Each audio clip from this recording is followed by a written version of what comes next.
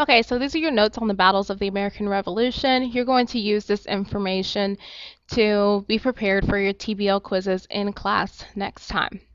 So the American Revolution begins in 1775 and ends in 1783. You have quite a few loyalist strongholds, or people who are still loyal to the British Crown, who want to remain a part of Britain. Again, remember, as we talked about before, that everyone is not a patriot. Everyone does not want independence. You have a pretty good mixture of those who are loyalists, patriots, and neutral. Okay. The war begins with the shot heard round the world at Lexington and Concord in April of 1775. In May of 1775, you have Fort Ticonderoga, where Benedict Arnold and Ethan Allen lead the Green Mountain Boys, and they force a surrender in the middle of the night and are able to seize artillery from the fort to use in the revolutionary cause. At Bunker Hill in June of 1775, it is actually occurring on Breed's Hill, not Bunker Hill. This is where Colonel Prescott tells the Continental soldiers, don't shoot till you see the whites of their eyes. Primarily because they are low on ammunition. You don't want to waste rounds. You want to make sure that you're making an impact. Your Americans are outnumbered, but they do have a superior position, being on top of Breed's Hill. And the British are trying to march uphill in their strict formations, as they've been trained to do. They try 3 times to take the hill and are able to do so only when the Patriots run out of ammo. Your casualty rate for the British is quite severe. In fact, over 40% 40% casualty rate for the British. At Dorchester Heights on March 5th of 1776, this is a key location in controlling Boston Harbor, which of course is important when you're trying to get supplies and things of that sort into the continent for the war effort. The cannon from Ticonderoga is going to be dragged through the snow from New York to Boston.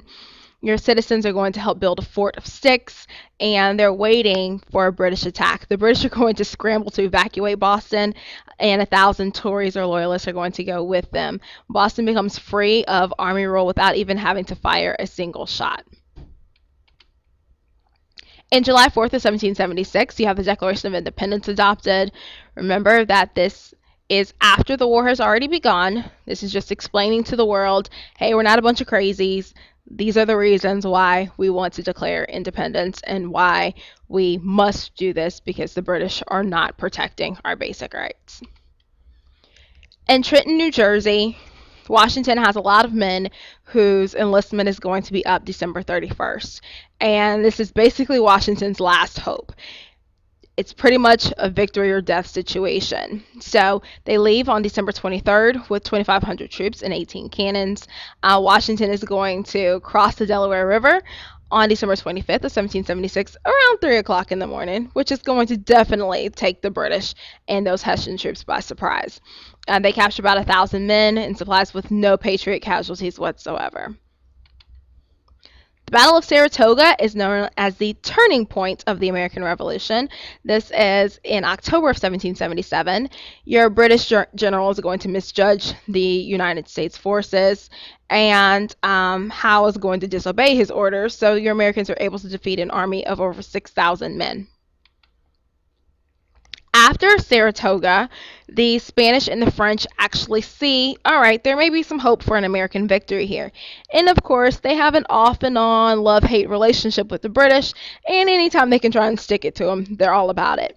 So this victory had been led by Benedict Arnold and Horatio Gates, and Franklin convinces the French that there's hope, and France and Spain send money, and men to help. The Dutch are also going to lend money to the Continental Army. Okay, at Valley Forge, George Washington and the Marquis de Lafayette are going to suffer a very, very, very harsh winter. Okay, at Valley Forge, they are going to be frustrated over the loss of the capital city of Philadelphia. Washington's writing that you could basically track his men by following their bloody footprints in the snow. Over a quarter of the men are dying from disease, hunger, and cold, not actually from battles.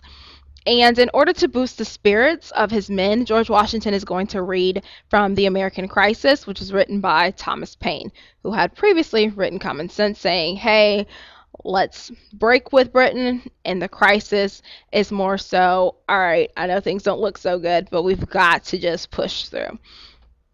And with that, he says in the crisis, these are the times that try men's souls. The summer soldier and the sunshine patriot will, in this crisis, shrink from their service of their country. So if you're just here for the good times, you're not going to see this through. But he that stands by it now deserves the love and thanks of man and woman. Tyranny, like hell, is not easily conquered, yet we have this consolation with us, that the harder the conflict, the more glorious the triumph. So the more difficult it is, the more you're going to get out of it. The more you're going to be loved for what you did. The more people will respect what you did. All right, training is going to continue. Baron von Steuben is going to drill the American troops at Valley Forge. The American troops are learning to follow orders and to fight. Remember, they're not really an organized army going into this revolution. At sea, John Paul Jones is going to command the Bonhomme Richard, and he is one of your big naval heroes of the American Revolution. He's quoted as saying, "I have not yet begun to fight," as he is attacked by the British warships and ends up being able to get the British to surrender 3 hours after the battle begins. All right, in the South, you are also going to have several battles and conflicts regarding this revolution. The British are going to count on support from your loyalists in the South, and they're also hoping that many of the slaves in the South will be on their side in this effort. So at Charleston, 5,000 patriots are going to surrender, which is basically the entire army there.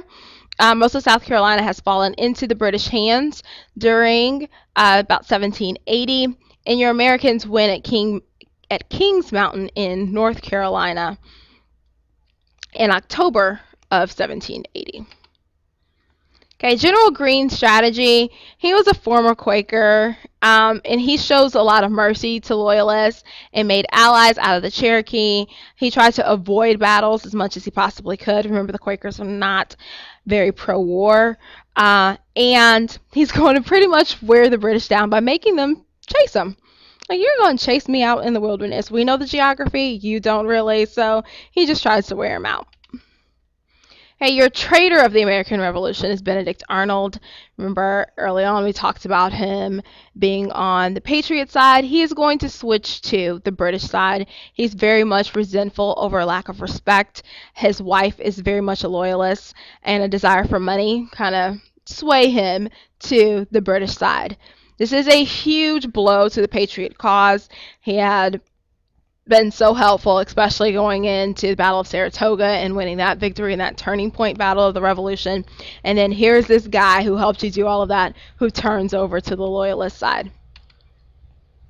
The Battle of Yorktown is a huge strategic error by Cornwallis, who camps out on a peninsula, so basically there's nowhere you can go.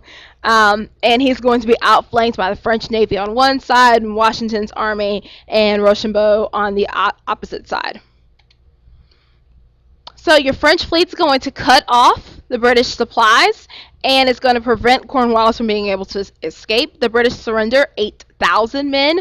The British are going to play the song, "The World Turned Upside Down." The Americans play Yankee Doodle. The war is over, but not officially. This is the last battle of the Revolution. Remember, you need documentation to prove, okay, everybody put your guns away, and the war is over. That happens with the Treaty of Paris in 1783. The United States becomes recognized as an independent nation. The western boundary of the country is the Mississippi River. The Treaty of Paris calls for debts to be repaid and for seized lands to be returned. Okay, North America, after the Treaty of Paris, you have the United States of America here. Okay, in green, you have Spanish territory, and you see that it is quite a lot. And then you have some British territory in the north in present-day Canada. Okay, you will notice that the French are still only right here in Saint-Domingue, which is today known as Haiti. All right, make sure that you review that information, specifically the beginning of the revolution, what battles are the most important as far as the turning point, what ends the revolution, and things of that nature.